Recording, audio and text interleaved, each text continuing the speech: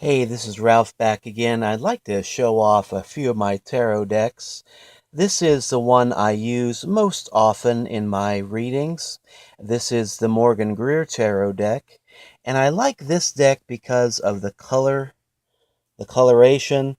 The pictures here are actually very similar to the Rider Waite deck, which is another deck that I love.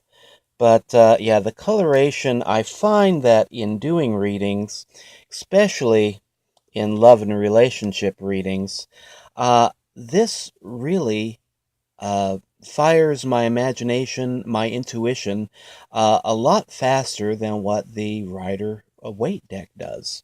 So I started out with a Rider Waite deck, and there's a very nice card, the Three of Cups.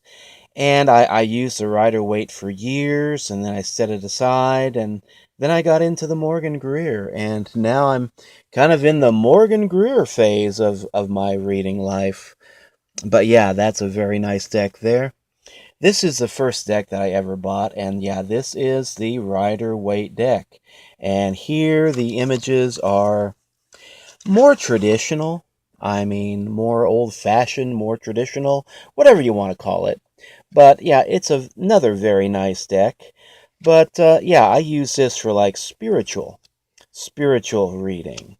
If you're looking for a deep spiritual truth, my goodness. The Rider Waite deck here does a very good job of presenting deep spiritual truths. And yeah, another very fine deck.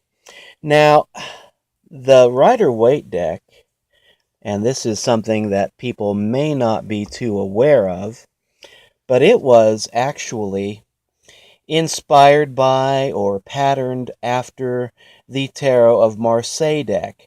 The Rider Waite deck came into being early 1900s.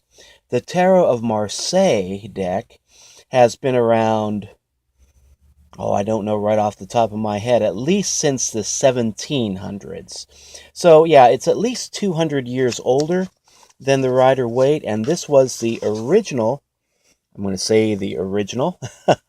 This is the tarot deck that people originally used to play games with. And then, I don't know, somebody started looking at the cards and thought they could see messages in it, they could see images in it, and they could see meanings in those images. And this later became the fortune-telling deck. But now, one thing I like, and this is a drawback to some people, but this is a positive for me, is that not all the cards have pictures on them. See, this is the Nine of Wands, and yeah, you don't see a picture here that you can deduce a meaning from. What you have to do in order to get a meaning from the Nine of Wands is to indicate, figure out what is the meaning of the number 9. What is the meaning of the wand? What is, well, the meaning for me for the suit of wands is the element of fire. So in trying to interpret this card, you have to ask yourself, okay, what does 9 mean? Now, in my school of thought, 9 means completion. And fire, what does fire mean? Well, fire means creativity. It means, well, creativity also means spirit. You know, it can mean spirit breaking into the world. It can mean anything that you are passionate about.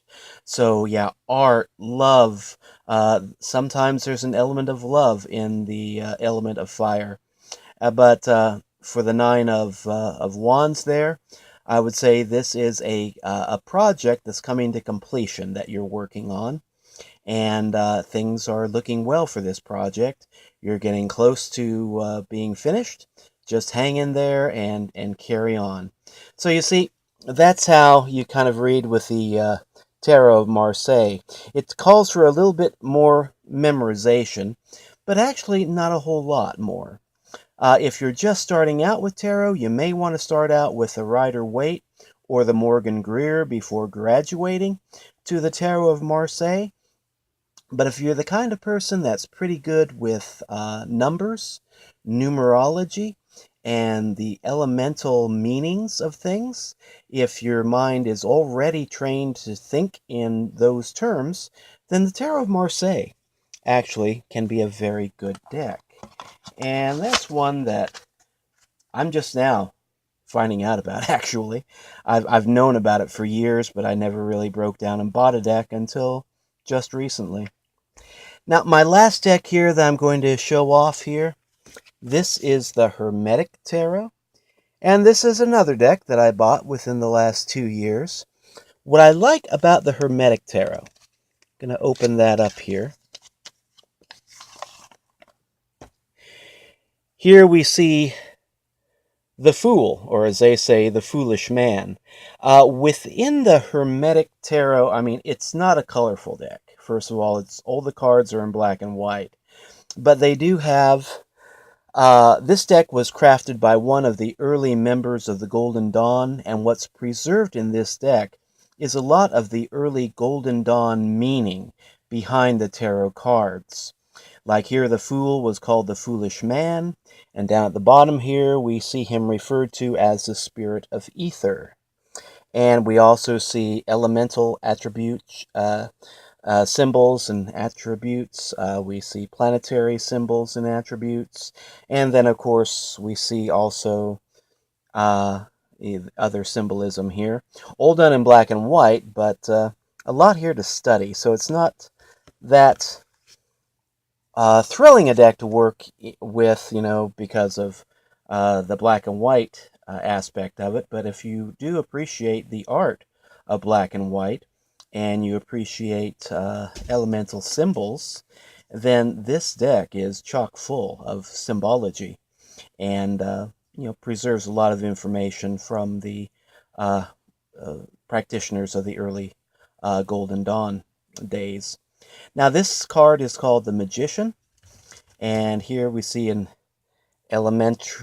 planetary symbol of the planet Mercury. And here we have the description of the Magician, very brief description, the Magus of Power. So, again, it's a lot to study in this deck. And it is all black and white, but you can go pretty deep with this deck and this stuff. So that's another deck. I don't use the, here, we'll just leave that there. I don't use the Hermetic Tarot for general readings. What I use the Hermetic Tarot for is study. When I want to go in depth with the meaning of a particular card, I will find the card that I'm wanting to research in another deck, like, say, the Hermit from the Rider Waite, and then I'll compare it to the Hermit from the Hermetic Tarot deck, and just see what I can see there, what new meanings I can draw out of the Hermetic Tarot deck. And it's for me, I use it as a reference and a resource more than as a tool for general readings. Now, I do know of other readers who do use a Hermetic Tarot for other readings, and they get fantastic results. Me, I get my results with Rider Waite, Morgan Greer, and now the Tarot of Marseilles. So those are 4 decks that I like. Of course, I've got a lot more, and